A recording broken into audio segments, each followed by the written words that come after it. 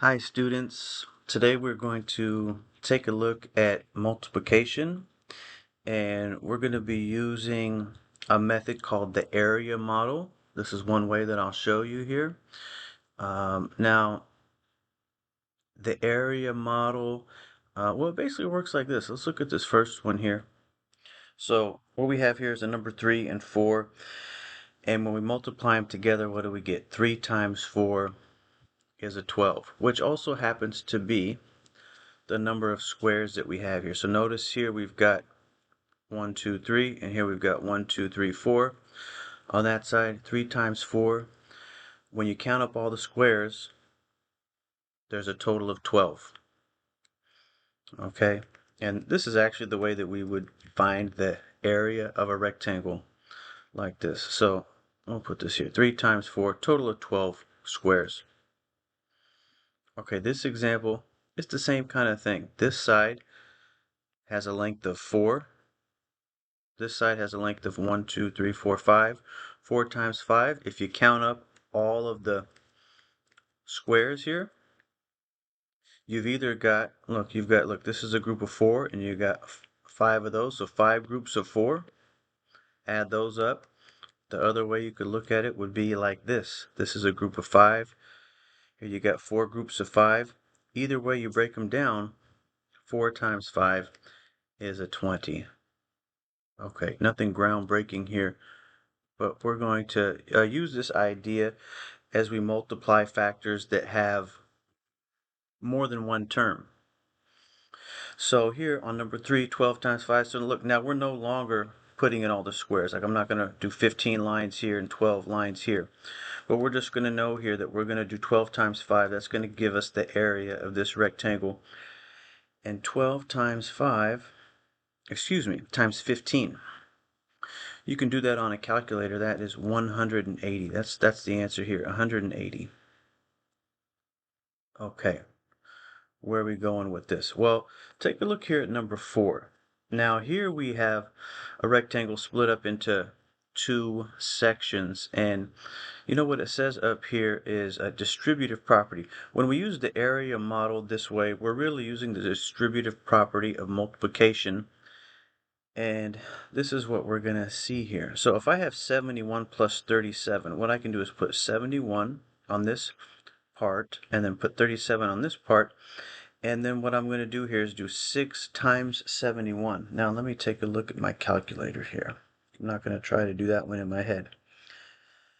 6 times 71 is 200. Let's see. 6 times 71. Okay, good. I'm glad I double checked that. 426. Okay, and now let me clear that out and do 6 times 37, and I get 222. Okay, now to get the total answer here, what I'm going to do is add these together. So 426 plus 222 equals, let's see, 648. That's our answer, 648. All right, now, is there another way that you could have done this problem? Yes, there is. Basically what we just did here, and let me show you the analogy of this using distributive properties. So what we just did is the same thing as having a 6 in front of parentheses, then 71 plus 37. And if I multiply and so distribute in the 6 times 71, I get this answer. 6 times 37, I get this answer, and then we add those together. Okay, the other way, of course, to do this would be to add this first. What if I did 71 plus 37 first? Honestly, according to order of operations, PEMDAS says I should do what's in the parentheses first. Okay, so let's do that. If we add 71 and 37, then we get 108. So this is 108. And then if I multiply that by 6, 6 times 108, I'm going to try it on my calculator. 6 times 108 is equal to 648. So we get the same answer. Okay? Really, we're supposed to add those first. Order of operations says add those first. However, we get the same answer if we distribute in the multiplication, so we can do it either way. Okay, this is a good example because we can see we get the correct answer both ways. Now usually, or the way we're going to be using this is our two terms here, they're not going to be like terms, so I can't combine them. The only reason I could combine 71 plus 37 and get 108 is because they're both numbers, they're like terms. But if one of these had an x, all of a sudden now they're not like terms, and we have to use the distributive property. All right, so that's what we'll take a look at here in these next ones here. So if I want to do 6 times x plus 8 using the area model, this is what we're doing: 6 times x plus 8. Okay, what I'll do here is I'll write x for this square, and then I'll do plus 8 over here. Alright, and now let's do this. 6 times x gives me a 6x. I'm going to put that here. And then 6 times 8 gives me a 48. So I'm going to put that here. And now for my answer, I'm going to add these together. But since they're not like terms, they don't combine. So it's literally just going to be 6x plus 48. 6x plus 48. That's the answer. Okay, it's the same thing that we would have got if we decided to do distribute in the 6, we get the 6x. Distribute the 6 to the 8, we get 48. So I'm showing you both ways here.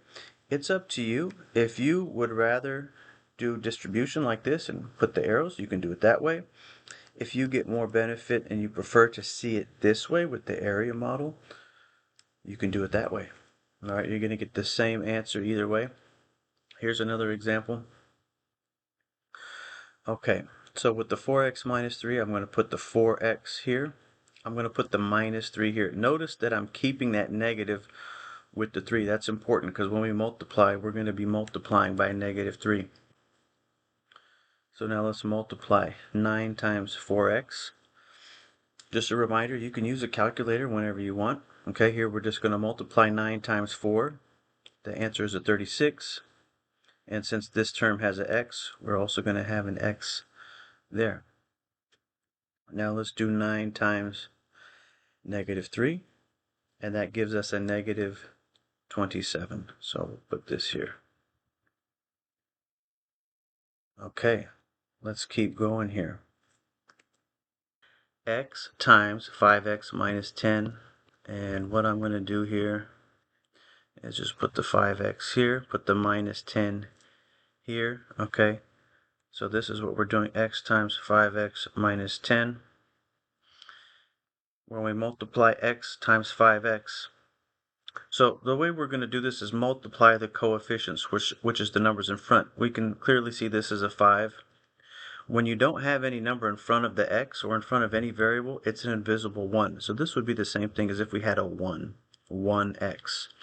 So what we do is we're going to multiply the coefficients. We're going to do 1 times 5. So 1 times 5 will give us a 5. Now we also have to multiply the x's. So here this is an x times an x. X times x gives us x squared. So x with an exponent of 2. And just a reminder as to what this exponent means. Right? By definition, the exponent here means I'm taking the base of x and I multiply it by itself how many times? Well, as many times as the exponent says. Here it's a 2, so by definition x to the power 2 is x times itself. Look, there's a total of 2 x's there, and they're being multiplied. Okay, the way we're going to write it is like this: x times x, we write it as x squared. So that's what we're going to write here. 5x squared. Okay, and now let's do this. Let's multiply the x times the negative 10. So here we're going to go x times negative 10. That's going to give us negative 10x. Okay, there it is. And this is our answer. So 5x squared minus 10x. If you had chose to distribute, x times 5x give you this term, give you this term, you get the same answer. So you just pick one way to do it. It's up to you. All right, let's do this one. 3x times x plus 9. 3x times x is going to be 3x squared. 3x times 9 is going to be, well, 3 times 9 is a 27. And since there's an x in this term, it's going to be 27x. So this is what we've got, 3x squared plus 27x. That's our answer. Maybe we should write this one down too. Okay, let's keep going. All right, starting on this one here, we are multiplying what we call a binomial times a binomial. Binomial means there's two terms. So this is a term, that's a second term. So there's two terms there. Same thing here, one term, second term. So binomial times a binomial. Let's line this up like this. So here on this side of the area model, I'm going to have to do this. Put the x here, so I'll put my first term up top. Down here I put the minus 5. And I'm going to put the minus like that, so that way we remember we're multiplying negative 5. Okay, here let's bring down the 4x. This is plus 3. Okay, so here we're going to do 4x times x. That's going to give us 4x squared. Okay, for this box, we're going to do x times 3. X times 3 is a 3x. So here we'll put 3x. Okay, down in this box, we're going to do negative 5 times 4x. Negative 5 times 4 is negative 20, so that'll be negative 20x. And then in the last box, we're going to do negative 5 times 3. That's going to give us negative 15. Okay, so notice I have two terms times two terms, and the answer gives me 4 terms. Here's 1, 2, 3, 4. So 2 times 2 is a 4. So 2 terms times 2 terms, 4 terms. So we've got 4 terms here for our answer. Before we make our final answer, what we want to do is combine like terms. So like terms are going to be terms that have the same variable and the same exponent. So here the only variable is x, and we have x here and here and here. But notice that this x is squared. These ones are not. There's no exponent there or there. So the x squared is not going to combine with the other x terms, but these two x terms will combine because they are like terms. Okay, when we combine like terms, we are just adding or subtracting the coefficients. That's the numbers in front. So this is what I'm going to do here. To combine like terms, I'm just going to do the negative 20 plus 3. Let me get an answer here. You could use a calculator if you'd like. This one is negative 17. And since these are x terms, the answer also has to have an x. So negative 17x is what we get when we combine like terms. There is no like term for this one or for this one, so we're just going to bring those down. And look, this is going to be our answer here. And the way I'm going to write it is I'm going to put the x squared term first. We're always going to put the biggest exponent up front. Here the biggest exponent is the 2. And then next I'm going to put the x term before I put the number with no x. So lastly, minus 15. Okay. The term that does not have a variable, we call that the constant term, and that's always going to go at the end. So here, this is our final answer. So we had a total of 4 terms, but we combined 2 of them, which were like terms, and now our final answer has 3 terms. It's what we call a trinomial. Okay. Here's one more. Let's do this one. 3x here, minus 3 here, x here, minus 6.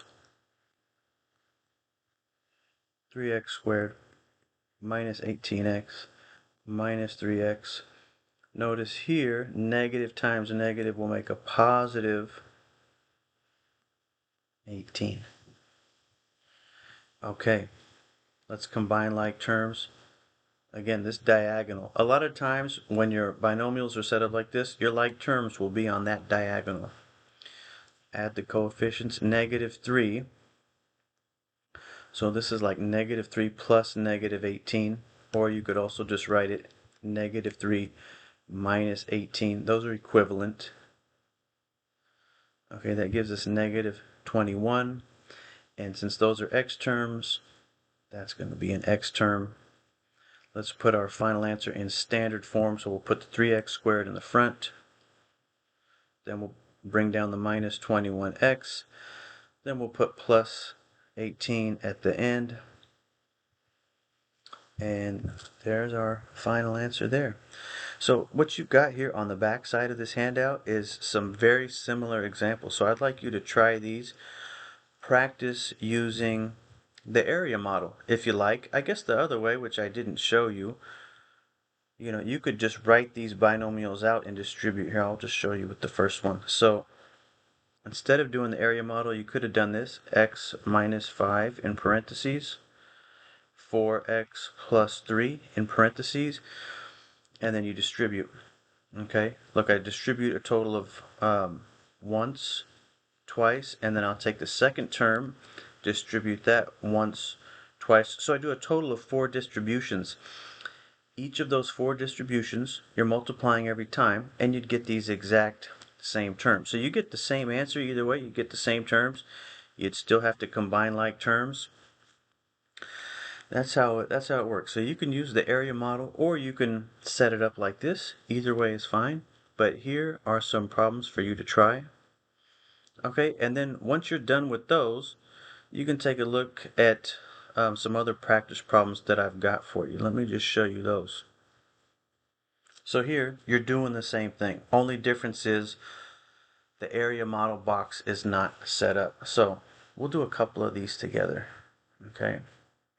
Let's do, or you know what, maybe let's do this one, because this has got something interesting here.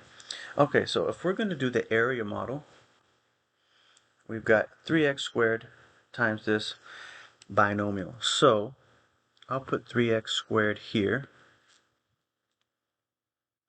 I'll make a rectangle. Split it into 2 because I've got 2 terms. Here I'll do 5x, and here I'll do plus 5. Okay, and then we multiply. Okay, so when we multiply those, multiply the coefficients. 3 times 5 is 15. So we'll get here 15. Then we got to multiply the x's. X squared times x. Now what is that going to be? X squared. Let me just show you this here. X squared times x. Well, remember, x squared means we got 2 x's being multiplied. So this is really x times x. And then we're multiplying it by another x. So how many total x's do we have here? 3 of them. They're all being multiplied. So the way that we're going to write this is with the base of x and an exponent of 3. That's what we'll get there. 15x to the power 3. Okay, and then we'll do here 3x squared times 5 is, well, the 3 times 5 is a 15. There's an x squared here, but there's no x here, so this is just going to stay as x squared. X squared. Okay, and that's going to be our answer. I'll write it right here. 15x cubed plus 15x squared. That's the answer. Okay, now if you don't want to write out the area model, you don't have to. You could just do this. 3x squared, distribute it here. You do the same multiplication, you get the same term. Then you do 3x squared times 5. Same multiplication, you get the same term. So either way, you get the same terms. Okay, so here, to do these problems, if you want to write out the area model, you can. Okay, is there anything else I should show you? Hey, you know what? Let me show you one more, which is something like this, number 11. Okay, is that even multiplication there? Well, notice that we have a binomial, two terms here, and then it's squared. So, what you're going to do with something like this, remember when you have a base and an exponent, the exponent means you multiply the base times itself as many times as you have there. Here we have a 2, so basically like I've got two copies of this binomial. X minus 2, there's once. Here it is again. And then you could set that up like this, x minus 2, x minus 2. Or you could not use the area model and just distribute.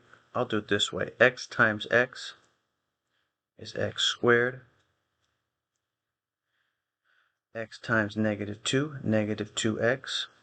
Then I have to go here to the second term in the first binomial and distribute that once.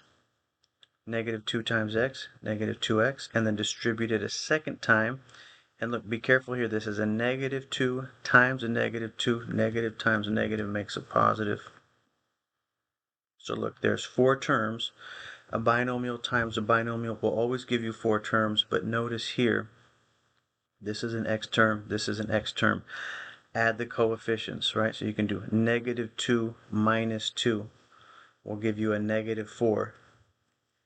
So when we combine those, this is what we're going to get. This will be a negative 4x, and then we can bring down the x squared in front and the plus 4 at the back. That's the final answer there. Okay? All right. So, as you can see, there's quite a few here for you to practice. Give these a good practice, and then we can go over this more when I see you next. All right. Take it easy.